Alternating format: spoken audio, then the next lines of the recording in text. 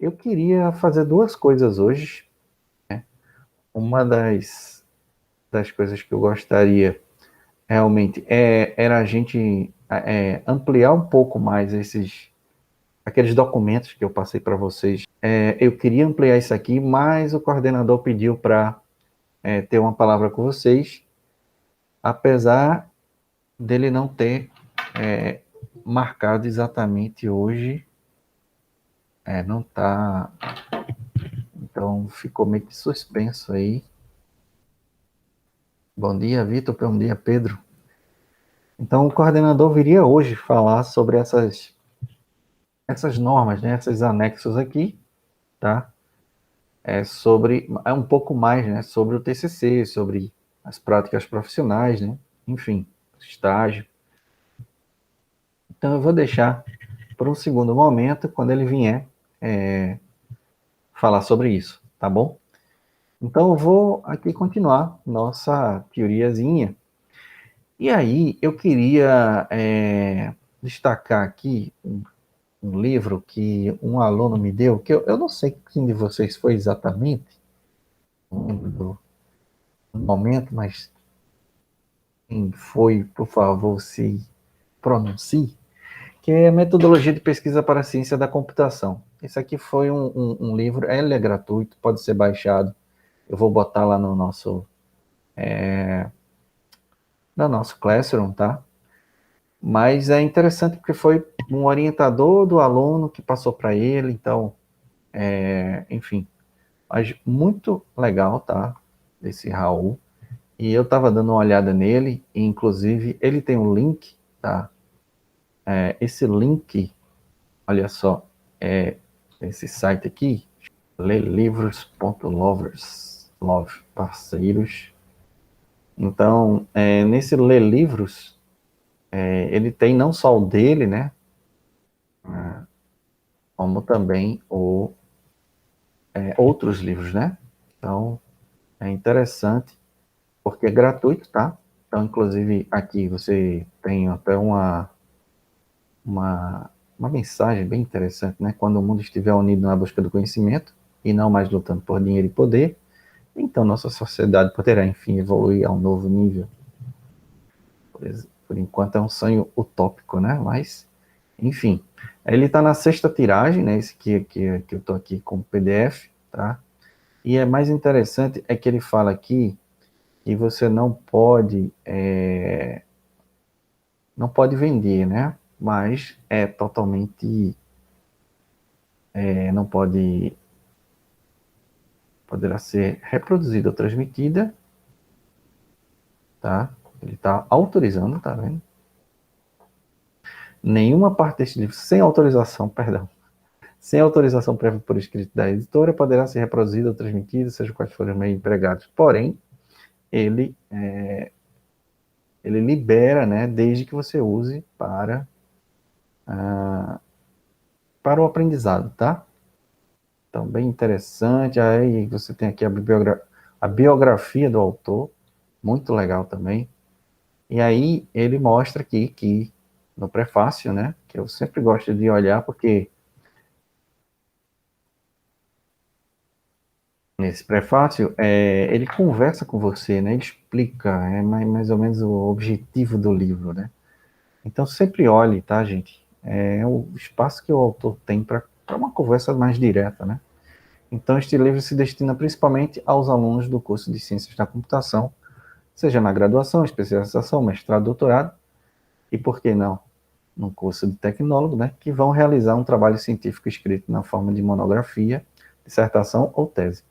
Entendeu? Tudo é monografia, tá, gente? Então, um TCC é uma monografia, então por isso que a gente está colocando esse livro também aqui, e ele vai ser de grande ajuda, acredito eu, que dá para esclarecer muitas coisas pela linguagem que ele usa também, tá? Então, veja que ele parte sempre de uma dificuldade, né? Aqueles que, como eu, se sentiram perdidos durante seu curso em relação ao que é o trabalho de pesquisa em ciência da computação, porque às vezes é fácil dizer, o que é o trabalho de pesquisa? É tranquilo, dá para deduzir rápido. Mas o problema é, em ciência da computação, a coisa fica um pouco mais complexa, e vocês vão ver o porquê, né, à medida que você vai lendo esse livro.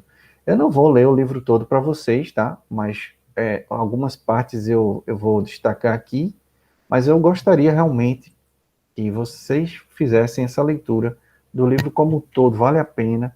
São 124 páginas apenas, e a gente já está na página 13, né? Então, não é um pouco mais de 100 páginas. É uma leitura de algumas horas, tá? Precisa ser uma leitura direta num dia só, mas...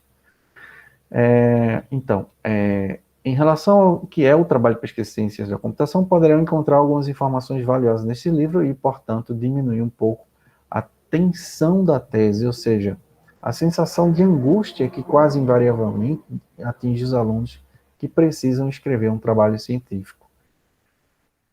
Eu diria um pouquinho mais, tá?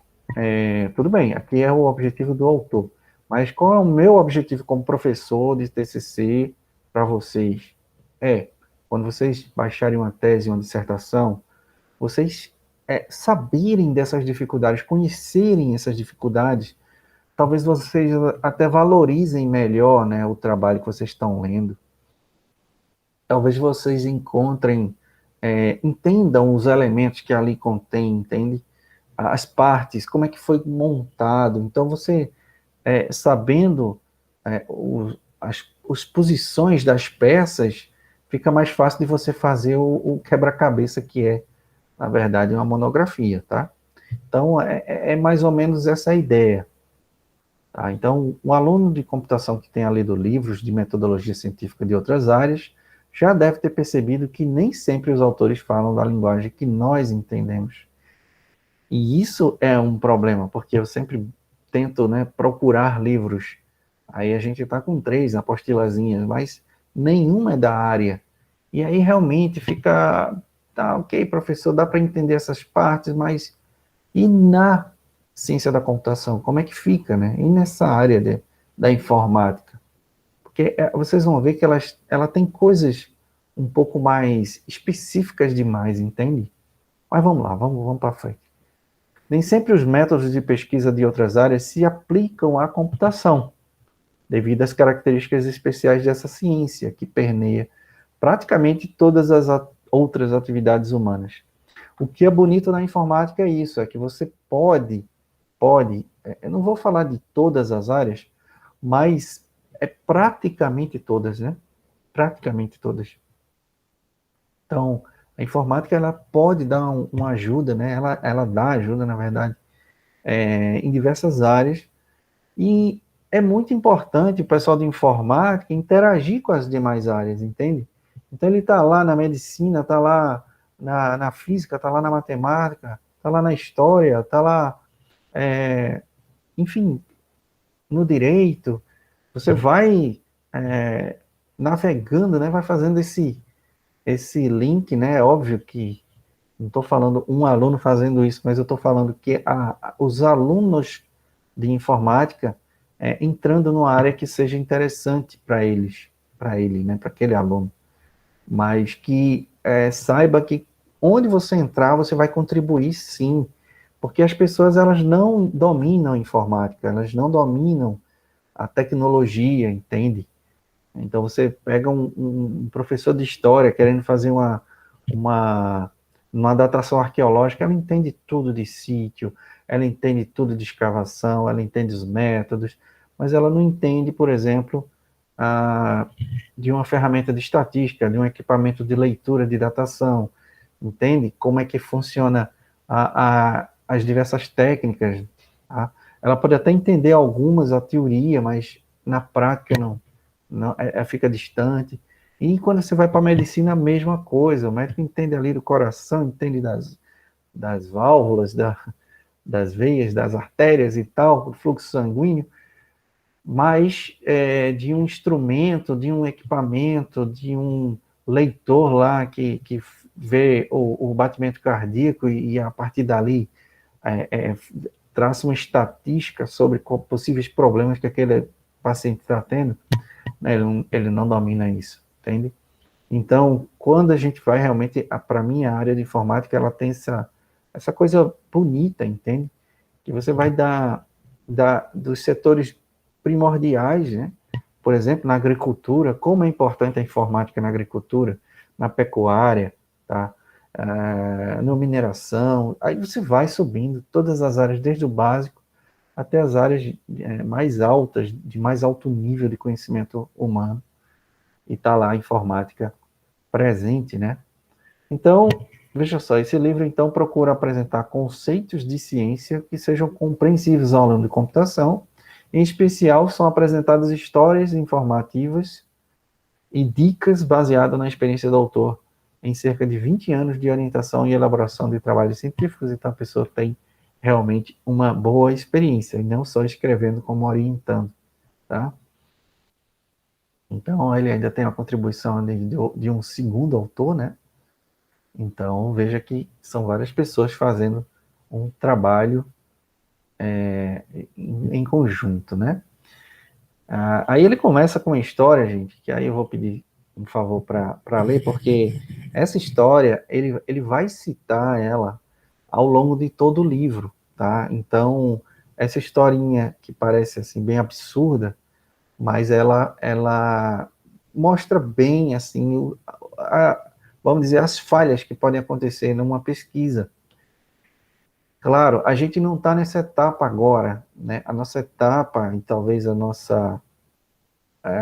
para escrever um TCC, a gente não precisa passar por todas as etapas. Mas vamos concentrar aqui rapidinho, porque, novamente, é importante você saber o que pode acontecer de desastroso num trabalho, numa monografia, para quando você baixar o seu trabalho que vai ser sua referência, lá na dissertação que eu sugeri, você vai ter, vai procurar logo esses elementos. Então, isso é que é legal, tá? Então, vamos lá, vamos ler aqui rapidamente. A pessoa queria fazer um trabalho de monografia, ele pensou um pouco sobre o assunto, olhou ao redor e resolveu que havia um problema relevante em sua cidade que ele poderia resolver durante seu mestrado. E o problema era o seguinte: havia um rio cortando a cidade ao meio, né? E não havia forma segura de atravessá-lo. Disposto a resolver o problema, o aluno conseguiu convencer seu orientador de que teriam material para uma monografia e começou a trabalhar. Primeiramente, estudou tudo que podia sobre rios. Olha só, gente, a gente está nesse ponto. Veja o cuidado que você tem que ter. Ele começou a estudar tudo sobre o rio. Veja, ele queria atravessar o rio. Começou a estudar o rio, é óbvio, né? Então, ele vai tentar entender sobre o rio. E à medida que estudava, foi escrevendo um capítulo de revisão bibliográfica. Escreveu sobre a água, citou a criação dos oceanos de acordo com Gênesis, escreveu sobre a molécula de água e seus componentes, o hidrogênio, o oxigênio, sobre as diferentes maneiras como os rios desembocam no oceano, incluindo um estudo detalhado sobre os mais importantes deltas do mundo e sua história, e finalmente concluiu com um pequeno tratado sobre a maneira como a gravidade atrai as moléculas de água para o centro da Terra, produzindo assim a correnteza dos rios. Veja o quão profundo foi a revisão bibliográfica desse aluno, né? Ah, professor, então eu tenho que fazer isso também? Não. Entenda que essa história é justamente um choque de realidade, porque se a gente for se deixar levar pela nossa curiosidade, se a gente não quer incomodar, abre aspas aqui, o nosso orientador, se a gente não quer fazer aquele trabalho isolado, sozinho ali, acha que vai dar conta de tudo sozinho, que não precisa de ninguém, você pode estar caindo nesse probleminha aqui, tá?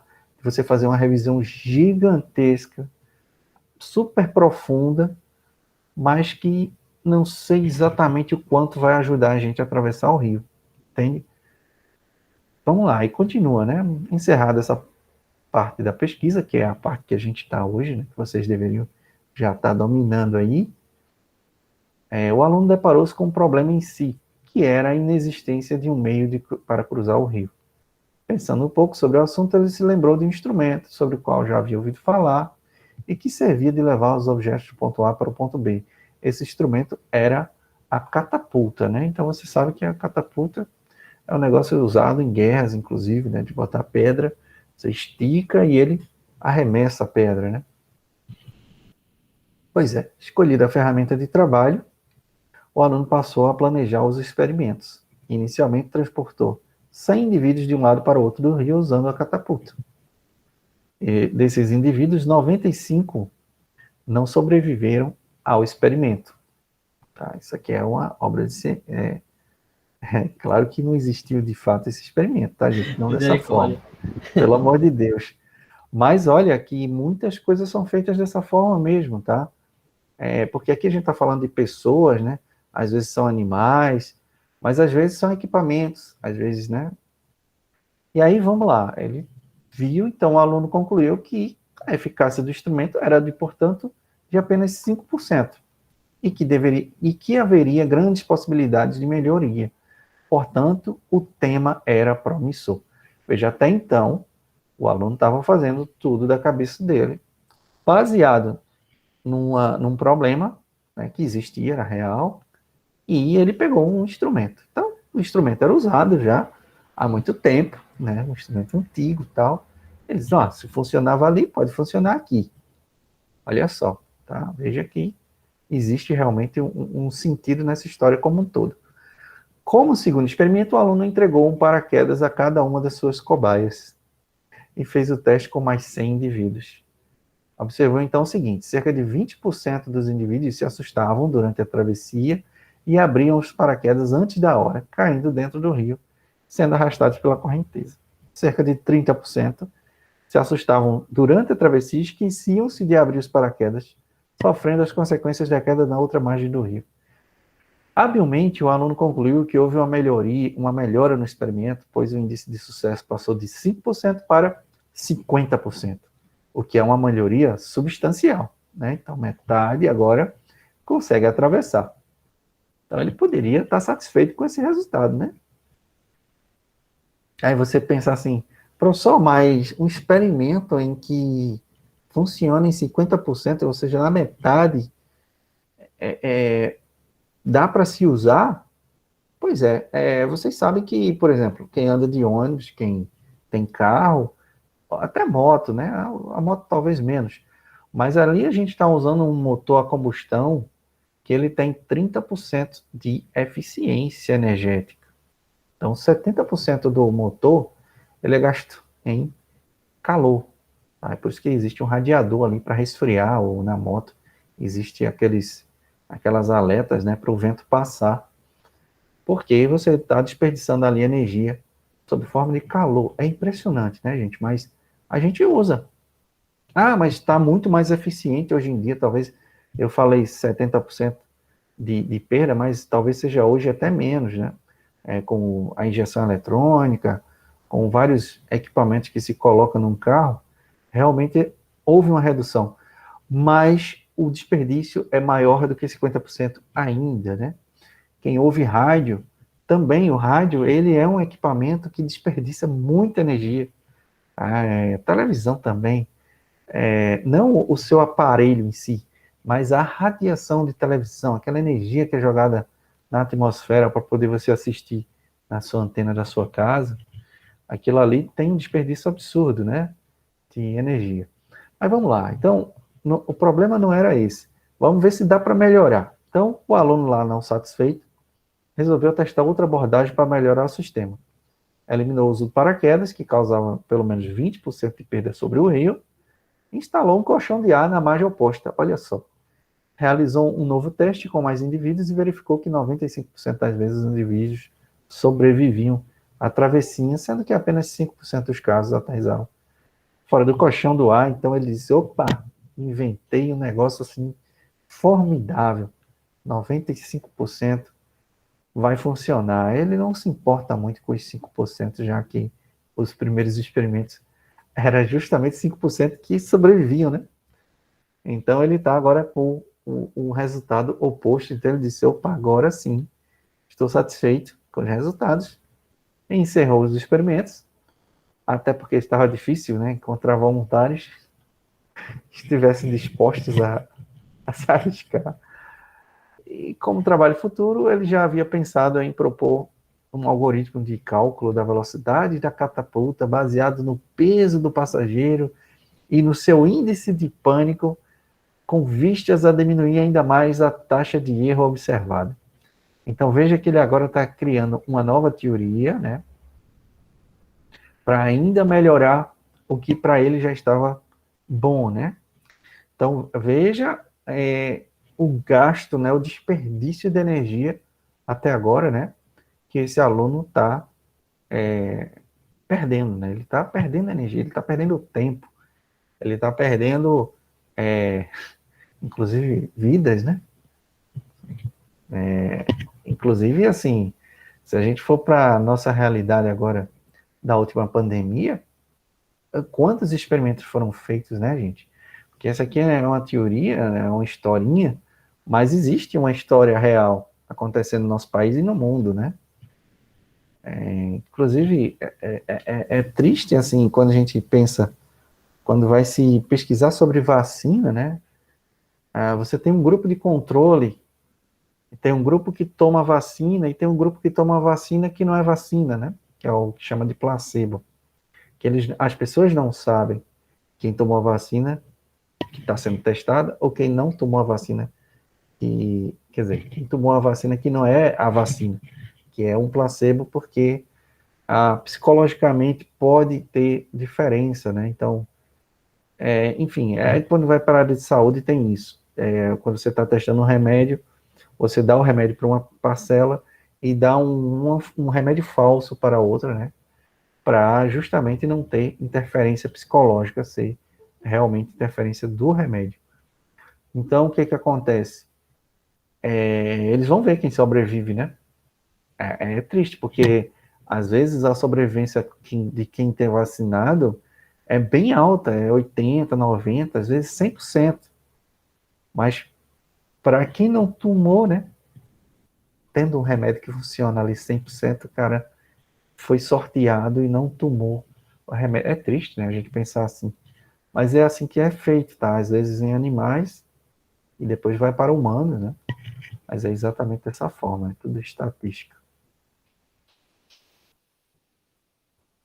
E tempo, principalmente tempo. Então tá aí, ele pensou, né, em todas essas novas variantes que ele poderia melhorar, né? Ele não ia programar esse algoritmo porque não teria mais tempo.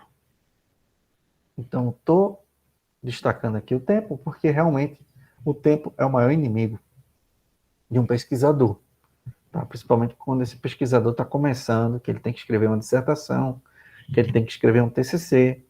O tempo é precioso. O tempo, às vezes, é o determinante para aquela pesquisa ser interrompida ou chegar até aquele patamar ou não, tá? Então, veja que agora que ele ia começar a programar, né, não tem mais tempo. Então, ele deixou isso como trabalho futuro, para outro fazer.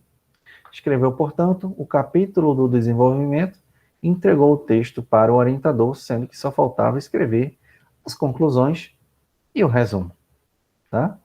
Então, ele deixou a conclusão por último, óbvio, que depois de conversar com o orientador, o aluno, claro, foi reprovado, que, por incrível que pareça, exageros à parte, a história contada corresponde à história de muitas dissertações de mestrado em ciências da computação.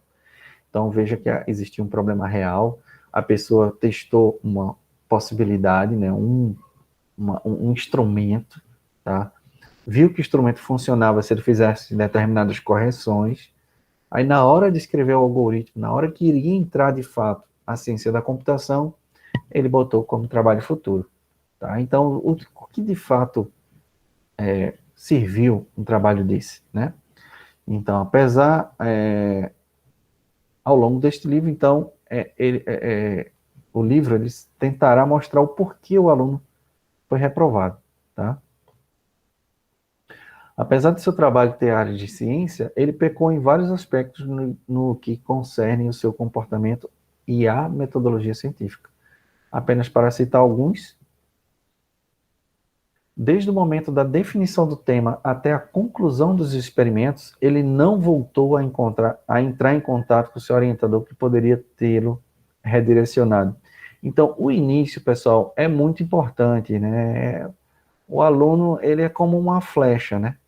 Você tem que mirar no alvo, porque se deixar ele fora de mira, né? Aí quem é que mira? É o aluno? Não, é o orientador.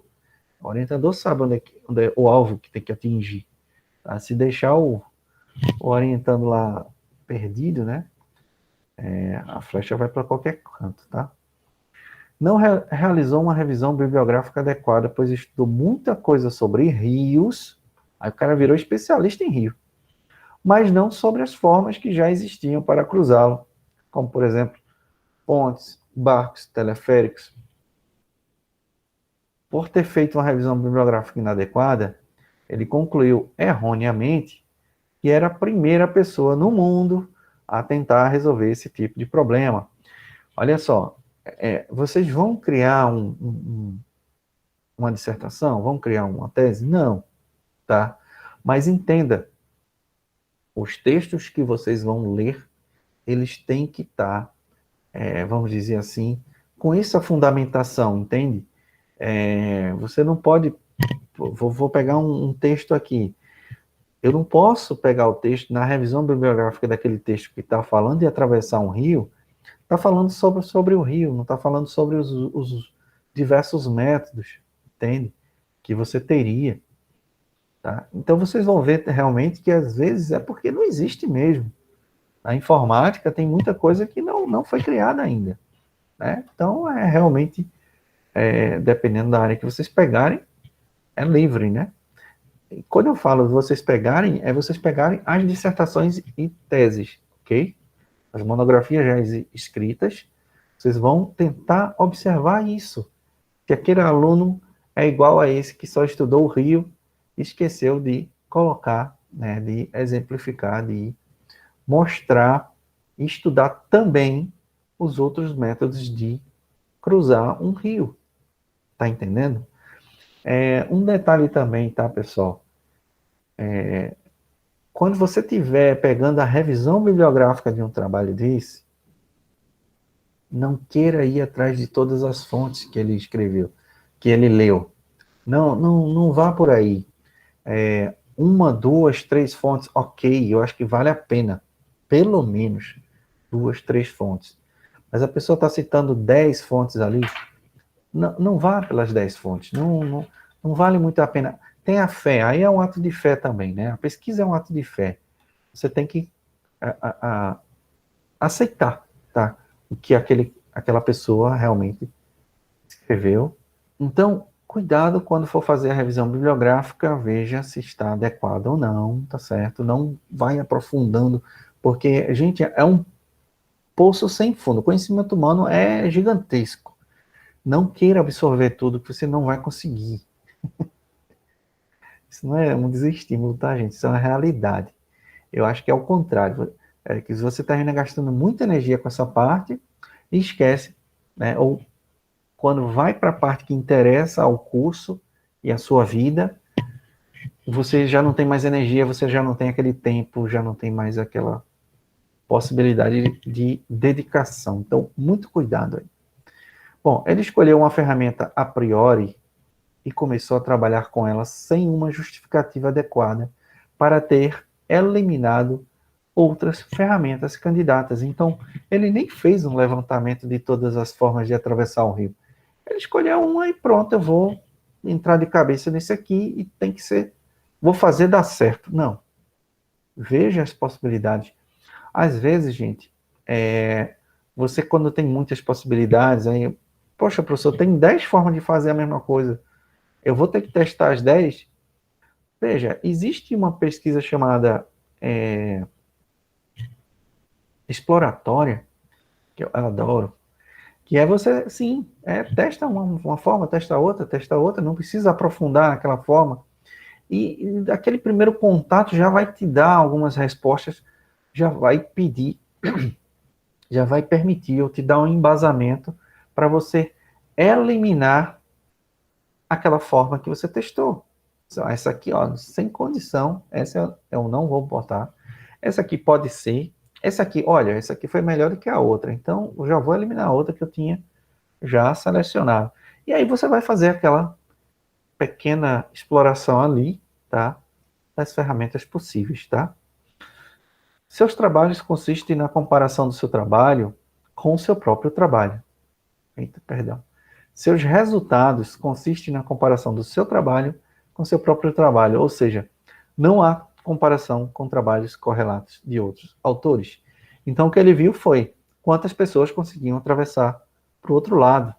Ele não quis comparar como é que é com uma ponte, como é que é com um barco, como é que é com um helicóptero, com um balão. Ele não quis, ele simplesmente comparou ele com ele mesmo. Evite trabalhos assim, tá? Se você se deparou com um trabalho e a pessoa, olha, eu fiz essa análise e o meu resultado é esse. E pronto, ali é um trabalho meio capenga, né? Ficar devendo uma comparação com o que existe. Ele tem que mostrar o que existe e tem que comparar o dele com o que existe, tá? Não pode ser ele com ele mesmo. O aluno escolheu como problema-alvo algo que ele observou apenas na sua cidade. Olha só. Problemas locais nem sempre são problemas para todo mundo. Soluções locais nem sempre podem ser generalizadas. Tá errado você pegar um problema local? Não, não tá errado. Entende? Não tá errado. Apenas na sua conclusão você tem que colocar que aquilo ali resolveu o seu problema naquele momento, naquele local. E é momento e local, tá, pessoal? Porque às vezes uma outra solução é possível, né? Mas naquele momento é complicado de você fazer. É complicado de você propor outras ideias. Então, para aquele local, para aquele momento, aquela sua ideia funcionou com tantos por cento de chance, de possibilidade e tal. E de preferência, se você explorou lá as outras técnicas, mesmo que de forma exploratória, bem rapidamente, você já pode também chegar a tirar algumas conclusões disso também. Então, na pesquisa, nada é desperdiçado. Qualquer medida, qualquer coisa que você faça, você pode usar no seu trabalho, tá? Mesmo que não seja de forma profunda. Bom, então este livro tem como objetivo apresentar aos estudantes de ciência da computação e áreas correlatas teoria e técnicas para a execução de bons trabalhos científicos. Então, ciência da computação e áreas correlatas seria a gente as áreas correlatas, enfim, né? A ideia é usar, né, essas teorias e técnicas porque, novamente, a gente não vai escrever uma tese, mas a gente vai se basear em teses. Então, é importante que você conheça, tá?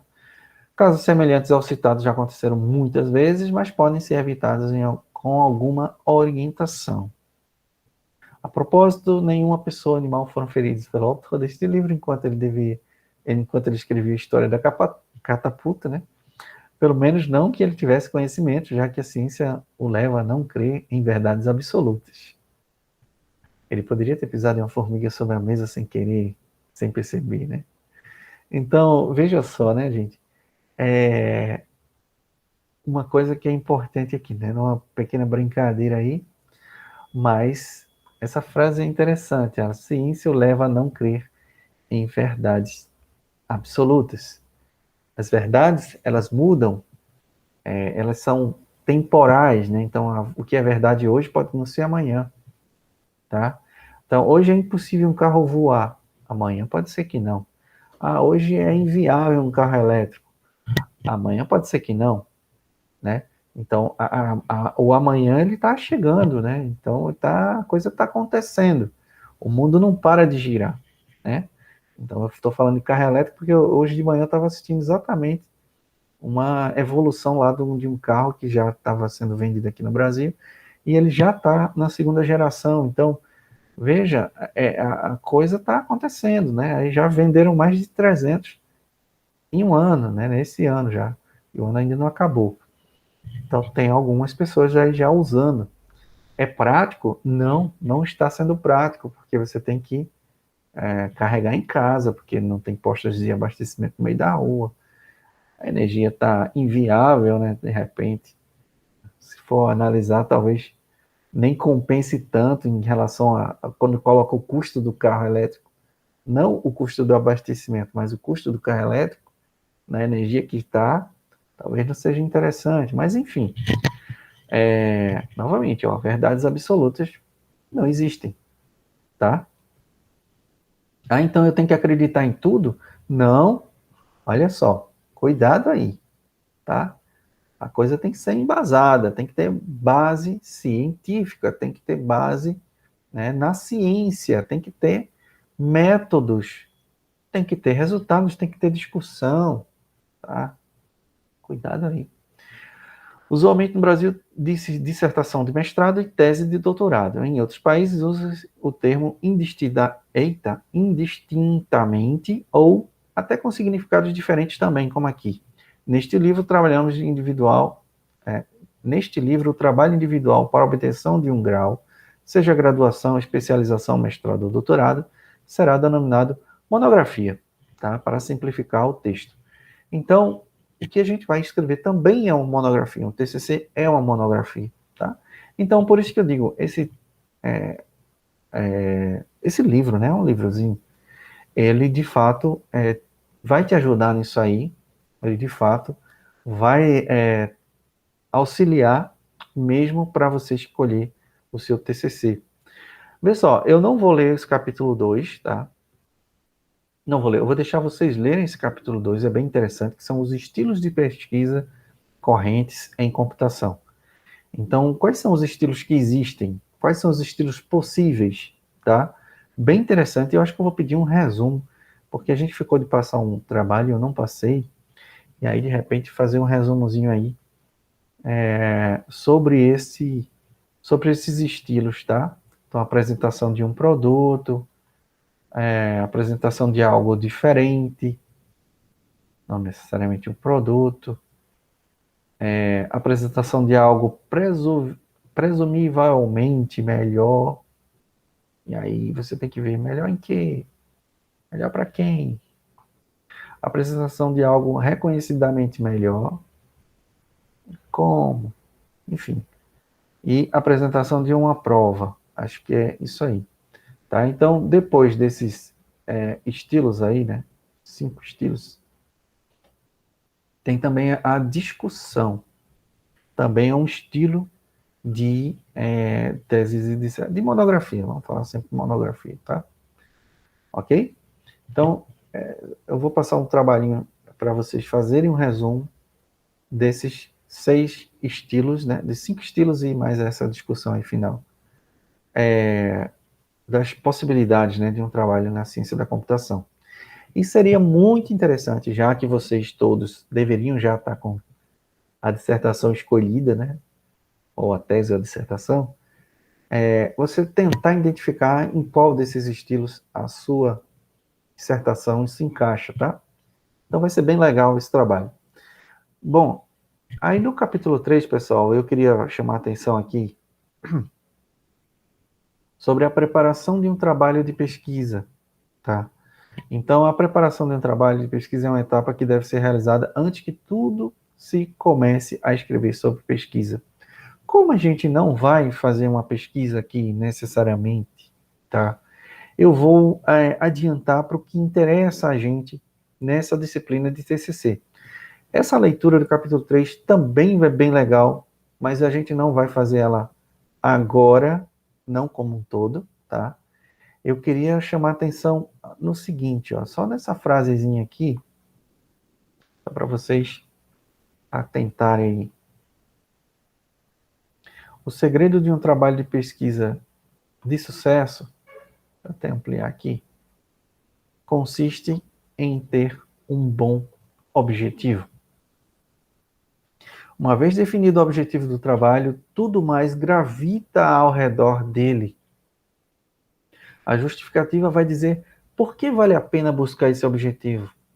O método informa como o objetivo pode ser alcançado. Os resultados esperados mostram o que muda no mundo após o objetivo ser atingido. Esse no mundo foi exagero aí do autor, mas mostram naquela localidade, naquela situação, o que vai mudar com o objetivo atingido. E o capítulo de revisão bibliográfica, preste atenção nessa parte, que é a parte que vocês devem estar levantando agora, vai apresentar os conceitos necessários para a compreensão do objetivo e os trabalhos relacionados ao objetivo. Veja que tudo, né? O objetivo é o seu Sol. Os planetas são as partes do seu trabalho. Tudo orbita ao redor, né, do Sol, tá bom? E aí, gente, é uma parte, assim, sagrada, né, uma parte primordial, que é justamente escolher o objetivo de pesquisa. Ah, professor, é fácil. Mais ou menos, tá? Pessoal, o objetivo, ele é frequentemente a tarefa mais difícil em um trabalho de mestrado e doutorado, porque muitas vezes ele é confundido com o tema da pesquisa. O objetivo é uma coisa, o tema é outra. O tema da pesquisa pode ser a influência da batata inglesa na língua portuguesa. Olha só. Nesse caso, qual é o objetivo? Ou seja, o que se quer provar? Então, o objetivo normalmente comporta uma hipótese de trabalho. Um bom objetivo de pesquisa normalmente terá a forma de demonstrar que a hipótese X ela é verdadeira. Então, todo trabalho vai ser em torno disso. Eu quero propor algo, uma hipótese, tá? Para resolver algum problema, alguma coisa, e eu vou mostrar que essa forma de resolver, baseada na teoria, né, na revisão bibliográfica e tal, vai me dar resultados. Esses resultados mostram que aquela minha hipótese está verdadeira ou que a minha hipótese está totalmente furada. Pode acontecer também, tá, gente? Pode acontecer também que sua forma de fazer pode ser diferente da outra pessoa fazer, porém a sua forma é um pouco mais simples, né? Ou é um pouco mais complexa, porém é mais barata, tá? Então, enfim, são N situações, tá, possíveis. Pessoal, nem todo objetivo pode ser considerado um bom objetivo de pesquisa. Olha só, tá? O objetivo, às vezes, a gente tem que ir para o lado da pesquisa. Por exemplo, algo do tipo, o objeto deste trabalho é aumentar os meus conhecimentos na área de estudo. Olha só, né? Objetivo. Então, eu estou com esse objetivo, eu quero aumentar meu conhecimento. Mas você não pode escrever isso como o objetivo do seu trabalho, entende?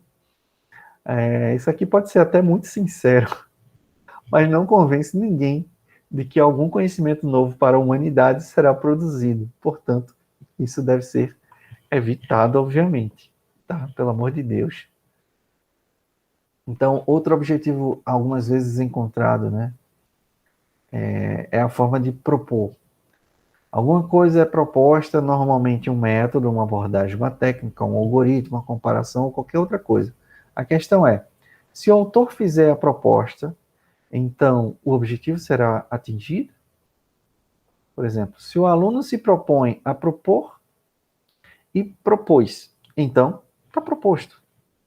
O que for proposto não é necessariamente melhor ou diferente do que já existia antes. Então, o estágio de pesquisa, nesse caso, ainda é um dos mais ingênuos, né? Está engatinhando ali. Então, é necessário que o objetivo diga que aquilo que está sendo proposto é melhor do que alguma outra coisa ou que resolve algum problema que antes não podia ser resolvido. Então, é isso que tem que ser um objetivo, entende? Não pode ser assim, o meu objetivo é propor. Não. O objetivo é comparar, mostrar, né? Geralmente é isso, né? A gente tenta fazer alguma coisa. Então, tem aqui uma citação de Sinek. A descrição de um problema de pesquisa tem 3 partes. um enunciado preciso da questão ou problema de que se trata a monografia. Uma boa monografia vai estar escrito isso no título, tá? É uma parte bem delicada a gente escolher o título. Olhe o título com carinho, gente. Pense assim, nossa, quantas horas a pessoa gastou escrevendo um título desse? Será que eu faria melhor? Que proposta você daria como uma alternativa, um título alternativo para aquele trabalho depois que você leu ele? Você teria uma sugestão de título mais interessante ou menos interessante? Eu vou botar isso também lá no segundo trabalho, tá? Trabalho da semana que vem.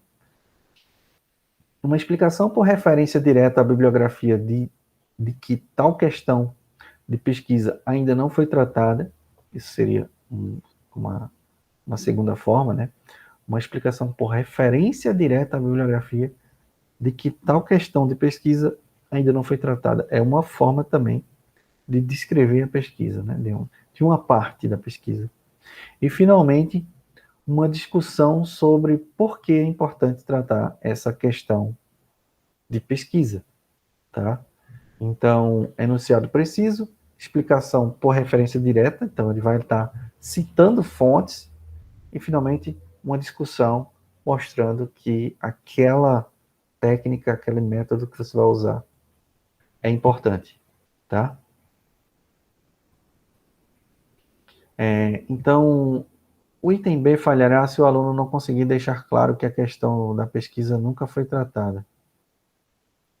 Uma boa revisão bibliográfica é necessária para apresentar tal justificativa com suficiente autoridade. Novamente, revisão bibliográfica aí entrando como um fator-chave, né? Deve ser evitadas afirmações do tipo, não encontrei nada parecido na literatura, né? Então, cuidado aí. O aluno deve, porque para a pessoa afirmar isso, né, é porque ou a pessoa não procurou direito, ou porque de fato não existe. Então, você sempre pode cair, ou pode ser colocado, né, na primeira possibilidade, né? Será que essa pessoa realmente estudou direitinho isso aí? E mais ainda, né, pessoal, quando você pensa assim, aí vale um pouquinho a experiência do orientador, né? Se o orientador está dizendo, olha, pesquisa sobre isso, aí você, professor, não encontrei nada. Não, mas eu pedi isso ontem para você. Você no outro dia já veio com essa, não encontrei nada? Entende? Será que você pesquisou mesmo? Eu passei meia horinha ali no Google, o Google não apareceu nada. Sim, entrou em alguma biblioteca, procurou em algumas universidades nacionais, procurou em teses internacionais, procurou em revistas, entende? Cuidado aí com essas afirmações. O aluno deve sempre mostrar o que encontrou nas fontes relevantes que examinou. Cuidado para não estar citando zilhões de fontes, tá? Se tem 10 pessoas falando a mesma coisa, gente, escolhe uma. Mas eu quero enfatizar que todo mundo... Beleza, escolhe duas. Escolhe um livro que tem escrito isso, tá? Mas evita tá botando... Fulaninho falou isso em 2010, Beltraninho em 2012, Cicraninho em 2015. Caramba, velho, ok, entendi que todo mundo está falando sobre isso, mas não precisa estar ali enchendo... Dá impressão é isso, é que está enchendo linguiça, né? Tá querendo botar referência lá no seu trabalho, mas tenta fazer a coisa enxuta, né? Bom, e comparar aquilo que foi encontrado com aquilo que ele pretende fazer, tá? Então, muito cuidado aí também, tá? Às vezes você encontra fontes, mas que não fala exatamente daquela sua área, com aquele seu grau ali de interesse, né? Aí não dá para você comparar, por exemplo, eu estou lá fazendo o trabalho com minerais, né? E aí eu vou fazer toda uma revisão bibliográfica de todos os minerais existentes na face da Terra, quando na verdade meu trabalho é sobre feldspato. Então, eu tenho que focar no feldspato. E mais ainda, eu tenho que focar no feldspato dentro do que eu quero fazer em relação ao feldspato, tá? Então, cuidado aí. Se ele disser que não encontrou nada, a banca examinadora provavelmente pensará que ou ele não pesquisou direito, isso aí vem logo na cabeça de qualquer banca, ou está tratando um problema de pouco interesse. Olha só, se ninguém está pesquisando sobre isso, será que isso realmente é interessante? Será que isso realmente é relevante para a ciência? Ou é porque é uma coisa muito nova e ninguém está olhando para esse lado? Cuidado aí, tá, gente? Em alguns casos pode ocorrer que efetivamente nada de muito semelhante seja encontrado, mas em todo caso, sempre existe algum problema que pode ser considerado o mais próximo possível. Então, olha só, ninguém trabalhou com o feldspato, vou botar uma questão hipotética aqui, na datação arqueológica, mas trabalharam com quartzo, mas trabalharam com cerâmicas, mas trabalharam. Então, veja que essas bibliografias todas vão me auxiliar na hora que eu for fazer o meu estudo com feldspato, e mais ainda. Tem essa pesquisa aqui que está tratando com o feldspato numa determinada situação. Essa outra pesquisa aqui está tratando também com o feldspato, mas é para a leitura de outra coisa. Fez um estudo lá de um tratamento térmico. Aqui ele fez um estudo do efeito da radiação na cor. Veja que tudo está interligado, que tudo pode ser usado para o meu trabalho, entende? E tudo pode complementar os meus resultados, ok? Podem embasar meus resultados. Então, cuidado aí. Haverá situações em que serão encontradas abordagens quase idênticas, variando em poucos detalhes, e em outros casos, a abordagem mais próxima será tão distinta que será necessária uma boa dose de explicação para que se possa entender por que ela é relevante. Leonardo da Vinci não conhecia a tecnologia utilizada pelos modernos aviões, então baseou seus estudos sobre máquinas voadoras no modelo mais próximo que estava disponível na sua época, a estrutura de voo dos pássaros. Entende? Que sempre vai ter algo que vai embasar vai ter que embasar a tua pesquisa, as tuas suposições, tá? Então, eu acho que eu consigo fazer uma máquina voar. Como assim? Uma máquina mais pesada que um ar, sem ser um balão? Baseado em quê? Não, os passarinhos não voam. O passarinho não tem balão ali ele não respira para flutuar no ar, não. Ele usa a asa. Então, vou me basear nesse efeito da asa sobre o ar. Se o passarinho consegue, eu consigo. Entende? Ele está baseado em algo. Por outro lado, é importante que um trabalho de pesquisa se relacione principalmente com conhecimentos que sejam inerentes ao estado da arte, ou seja, que sejam recentes. Quer dizer que eu não posso pegar trabalhos antigos? Pode, mas entenda, em determinadas situações, não. Em outras, sim. Às vezes, tem muita pesquisa lá do passado que você chega assim e lê no final, a conclusão é: os estudos não avançaram por falta de equipamento necessário para, por exemplo, um estudo da década de 70. Estudos não avançaram porque a parte microscópica atualmente existente não permite que você continue a evoluir, a diminuir o tamanho desse componente.